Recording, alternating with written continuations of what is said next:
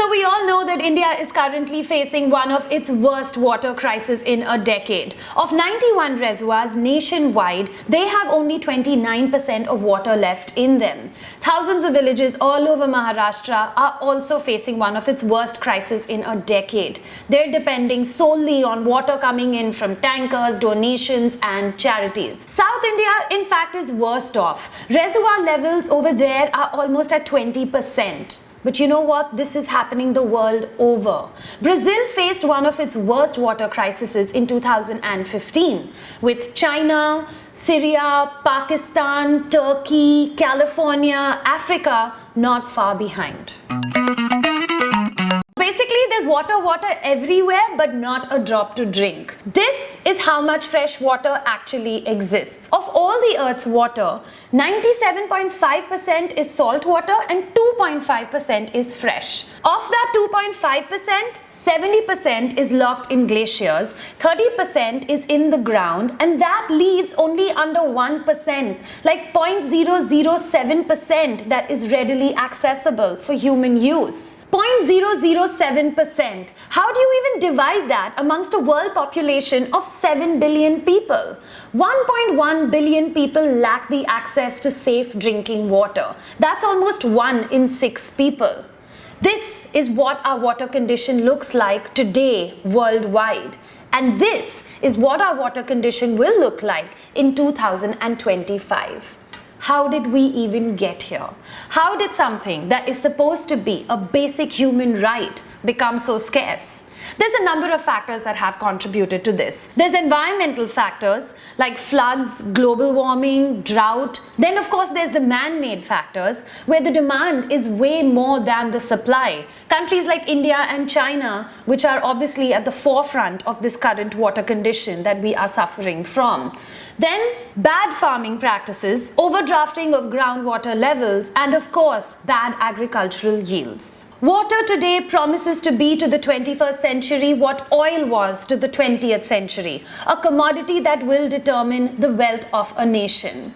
When there is a crisis, two types of people emerge. You have your problem solvers and you have the people that take advantage of that current situation.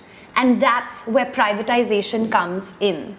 But how can that be, right? How can you almost privatize something that is supposed to be a basic human right to all? A man can survive months without food, but he cannot go even beyond 5 to 7 days without water.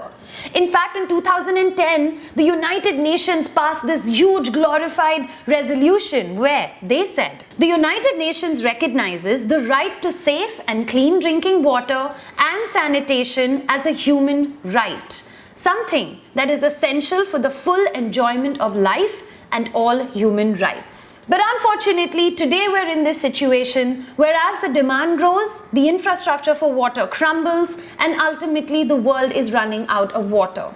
Now, many people out there believe that the cash-strapped governments can be helped by these angel investors, people that will come in and put their own private money. But not everyone believes that such kind of partnerships will actually improve the access of water to those that need it the most, the poor. Market distortions will kick in and they will ultimately deprive the needy of one of life's most critical resources. In fact, we already have the Indian version of something like this. It's called the water mafia. What we take for granted, something that is free-flowing from our taps, people in the slums actually pay for 1 hour of water every day, 2,000 rupees a month. Water tanker mafias today are selling 9,500 liters of water for almost 3,500 to anywhere up to 9,000 rupees per trip. Where do you think their water is coming from? Our municipal cooperation pipes. In fact, California also has another sophisticated version of this. It's called a water bank, where big companies are buying water. But wait a minute, I just told you that California doesn't have any water. So what they're doing is they're buying something that is called as paper water. When California actually has that water in the future, it guarantees that these businesses will be the first ones to get that water. So what did they basically go and do? They went and they bought shares in water. They privatized our electricity, and look at where it got us. With Reliance ruling the roost, even if you change to Tata Power, you have to pay Reliance something that is known as a wheeling charge, a charge that is almost 25% of your total bill. Can you imagine the kind of death bell that we would ask for if they privatized our water? Our government claims that almost 45% of water gets lost because of leakages. Leakages that are taking place because of old drainage systems, systems that they don't have the money to fix or the will to do so. So why not bring in some rich people who have that money to invest in our infrastructure? Let them take care of it. If they take care of it, rich people will have water. Water that poor people ultimately won't. Another thought that is out there is that if you put a value on something that is so precious, then maybe people will value it even more. Human beings need at least 5 liters of water a day for your hydration. Then you need at least 25 liters a day minimum for your hygiene and your basic needs. That's a hell of a lot of water and a lot of people that we have here in India. Put a value on it, charge them, maybe then they'll value it even more. In thirsty regions of the world, Nestle and Coca-Cola have constantly been clashing with communities. They're getting perceived as those big giant companies that are sucking small villages and farmers dry. Now, they did it in the village of Bhatti in Pakistan. They did it in Kerala. They did it in a number of villages all over India and the world. While both companies may have these very aggressive water-saving campaigns that they have deployed, because after all, they know that water is a very essential input to their business. But at the same time, remember how I told you, when there is a crisis, there's the problem solvers and the people that take advantage of it? Check this out. In the city of Sacramento, which was in the 4th year of its worst drought, Nestle was taking Sacramento's water and selling it back to its citizens at a profit. On March 16, 2016, the city of Sacramento has turned around and sued Nestle. Big companies around the world today are buying groundwater reservoirs. And in fact, if you're sitting on a freshwater body, then guess what? You're sitting on a future gold mine. Big companies, they don't care about the environment. They don't care about human rights. All that they care about is profit. In fact, even the CEO of Nestle turned around and said this: water is not a human right. It needs to be privatized. Think about it. Aquafina belongs to Pepsi, Kinley belongs to Coca-Cola, and today you will spend anywhere between 12 to 20 rupees for a liter of water. Why is it that Americans are coming onto our soil, taking our water, filtering it and selling it back to you? If you read the label carefully, it doesn't even say mineral water. It says packaged drinking water. What happened to that good old water bottle that your mother used to pack and give to you when you left for school? Why can't we take water from home every time that we step out?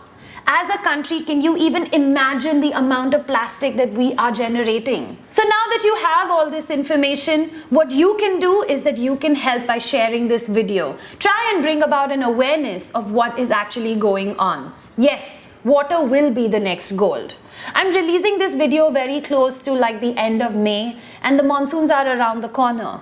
We just might have one of the heaviest rainfalls that we've ever seen in the last 5 years. There might be floods, but that will not help increase the groundwater levels. One good monsoon will not solve this problem. The problem still persists. And if this problem persists, then slowly the world will get divided into 2 halves: the water haves and the have-nots. There will be the winners, Canada, Alaska, America, and there will be the losers, India, China, Syria, Turkey. These will be people that will be different from the oil conflict of the 20th century. But what you will have is that a divide will take place. A divide where you will have those people that can afford to have these resources of water, and all these people that will be left fighting over these limited resources of water. Ultimately, we all will go to war. If you've seen the Oscar-winning movie The Big Short, the lead character, Michael Burry, he was the one that actually predicted the Wall Street meltdown that would take place 5 years before it actually took place. Today, that man has left gambling in all stock markets and he is invested heavily in water. Think about it.